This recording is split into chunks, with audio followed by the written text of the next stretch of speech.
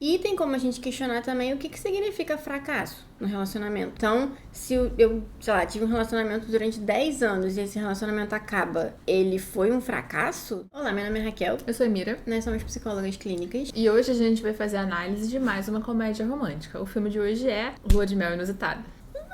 Pouco bobinho. Eu achei que você fosse parar o vídeo por Não. algum motivo. Estava pensando apenas em Eu como fiz eu uma ia cara definir. engraçada. O filme é um pouco bobinho. Mas assim, como sempre, a gente conseguiu tirar alguma coisa daqui. Então vamos lá. A gente vai falar sobre 3 coisas. A gente vai falar sobre generalizações de comportamento humano. A gente vai falar sobre Fracasso. a palavra fracasso dentro de relacionamentos. E a gente vai falar sobre a ideia de não casar com alguém sem você conhecer essa pessoa o suficiente, pelo menos. Razoavelmente. Que parece óbvio, mas aparentemente não é. Então vamos lá. Tudo bem, é um filme, mas É. a gente sabe que existem pessoas que acabam se casando ou morando juntos com muito pouco tempo de relação, né? Isso, aliás, foi muito comum na pandemia, então por isso É que vale verdade. a gente falar sobre esse ponto, tá? Mas antes da gente começar a falar, rapidinho, checa se você tá inscrito no canal, checa se você curtiu o nosso vídeo.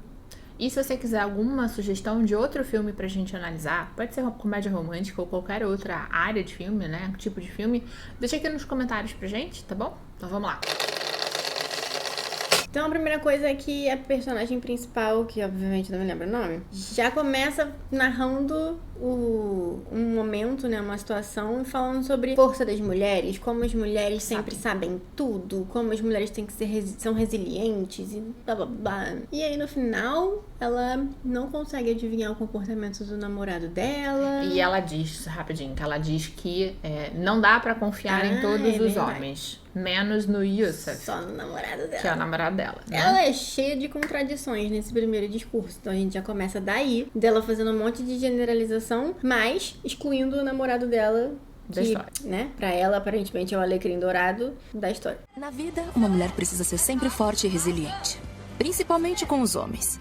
Eles acham que nós somos fracas e ingênuas, mas a verdade é que nós enxergamos tudo. Nada passa despercebido pela gente. Não se pode confiar nos homens. Tirando o Youssef.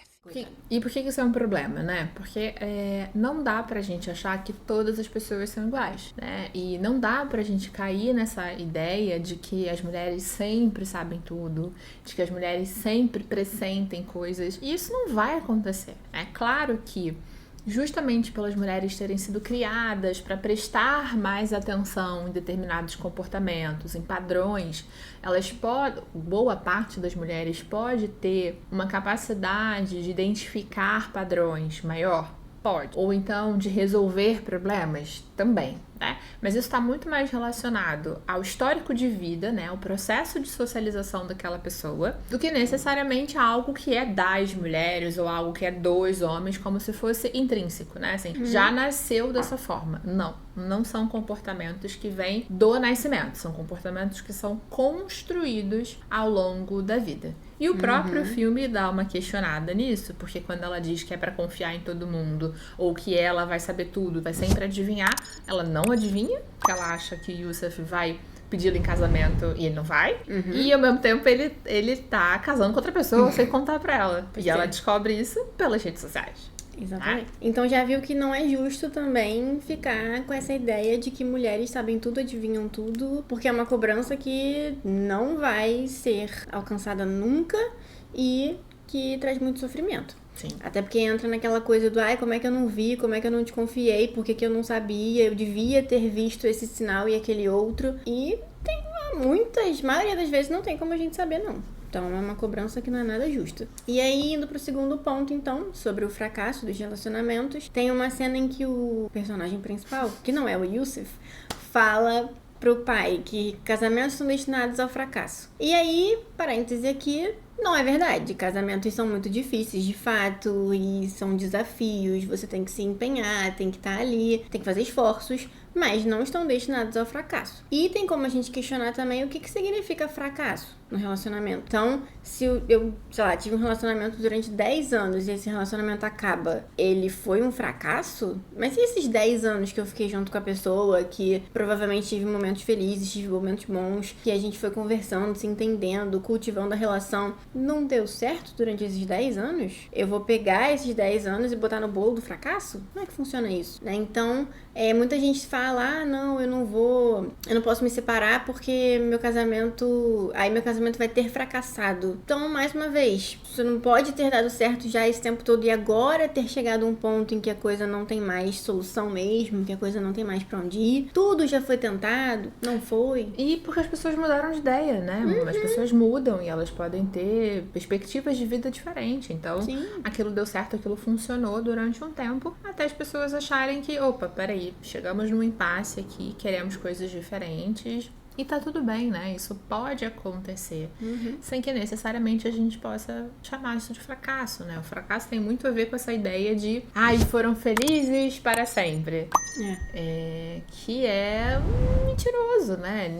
Não tem. Isso foi uma grande construção que a gente foi acostumado a viver, né? A acreditar, mas que não é uma realidade. Então, por isso que é importante a gente parar para pensar sobre essa questão do fracasso. E o outro ponto é que ele tem essa perspectiva do fracasso muito balizado pelo relacionamento do pai. O pai já se casou com várias mulheres e não parece ser uma pessoa, né, que está muito comprometida a fazer dar certo. Né? Pela própria exigência que o pai faz dele, de que não, para você fazer as coisas na empresa, você tem que se casar, e ele não abre margem para negociação. Ô pai, como que é que eu case tão rápido?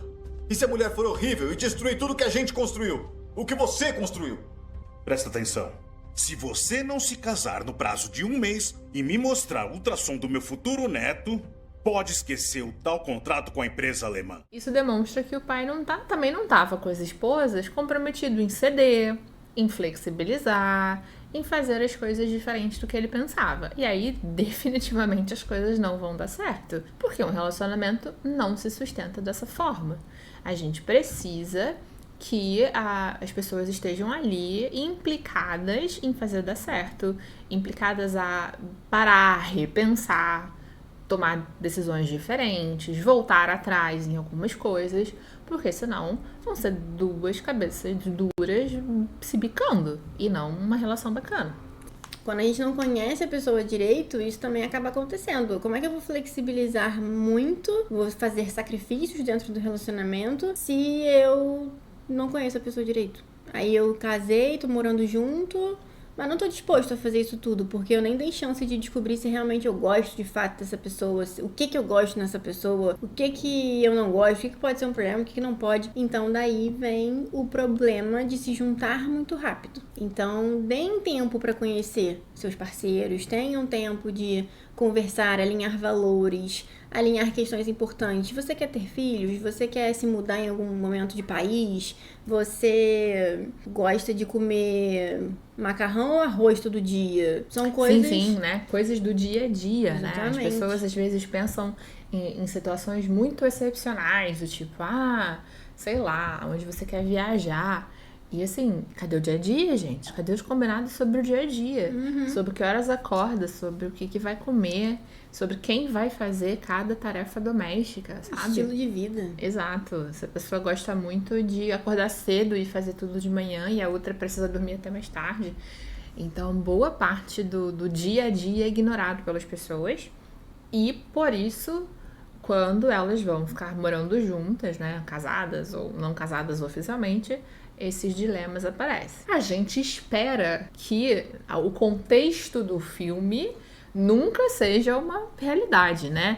Ele casa obrigado pelo pai, tem que engravidar em 1 mês. Ela casa pra dar o troco no ex-namorado, mas assim, sem nem conhecer, tendo encontrado uma vez só o cara em que ela casou. Isso é um absurdo dos absurdos. Só deu certo porque é filme. Exatamente.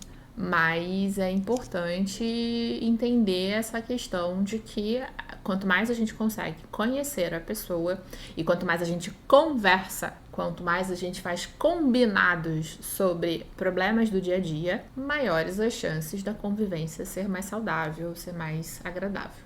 Exatamente. Então, se você não assistiu o filme ainda, acho que vale a pena. Sim, é uma boa... Sábado à tarde você não tá fazendo nada, dá pra rir. Dá É bobinho, mas é legal. A gente gosta de filme bobo, né? Então, se você só gosta de filmes super complexos, deixa pra lá, não vai acontecer. Mas se você gosta de um filme bobinho, vale a pena. Então, reforçando, se você tem outra sugestão de filme pra gente analisar, se você quer que a gente fale de algum personagem específico, manda pra gente por aqui ou lá no direct do Instagram. E não esquece de novo de ver se você já curtiu, compartilhou, fez tudo que você pode fazer aqui com o vídeo. Até semana que vem. Até!